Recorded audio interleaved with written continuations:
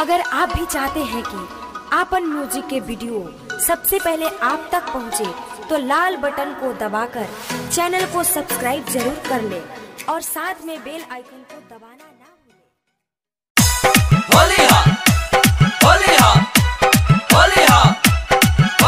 Presented by Albina Recording Studio, Simra।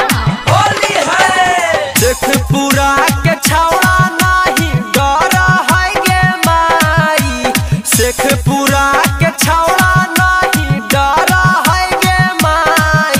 अगे लहंगा उठा के रंगा डाला है गे माई, लहंगा उठा के रंगा डाला है गे माई। नवादा जमुई के छौड़ा नहीं डर है गे माई, नवादा जमुई के छौड़ा नहीं डर है गे माई।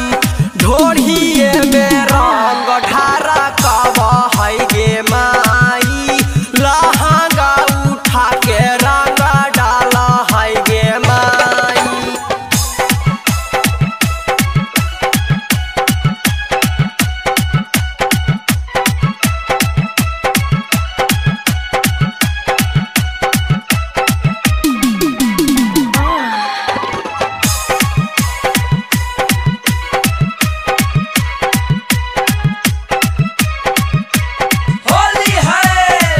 लखीसराय के छौड़ा हा कई रंगवा जगे, रंगवे से गलिया के कदे है मसा जगे।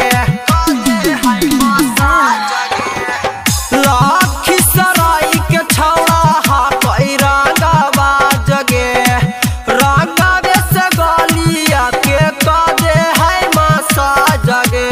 मिले खाती बैगन में बोलाबो है गे माई, मिले खाती बैगन में बोलाबो है गे माई। ढोढ़िए में रंग ढारा कब है गे माई, लहंगा उठा के रंग डाला है गे माई।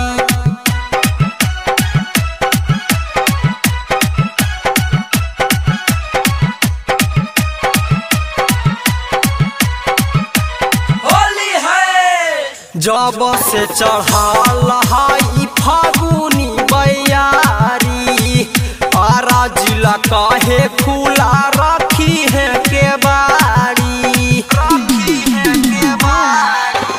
जब से चढ़ल है फागुनी बयारी, आरा जिला काहे खुला रखी है के बाड़ी। लाम पीच करिया देखब है गे माई, लाम पीच करिया देखब है गे माई।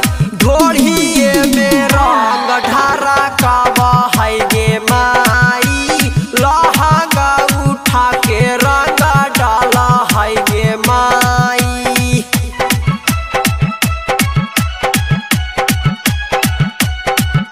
Presented by Albina Recording Studio, Simra।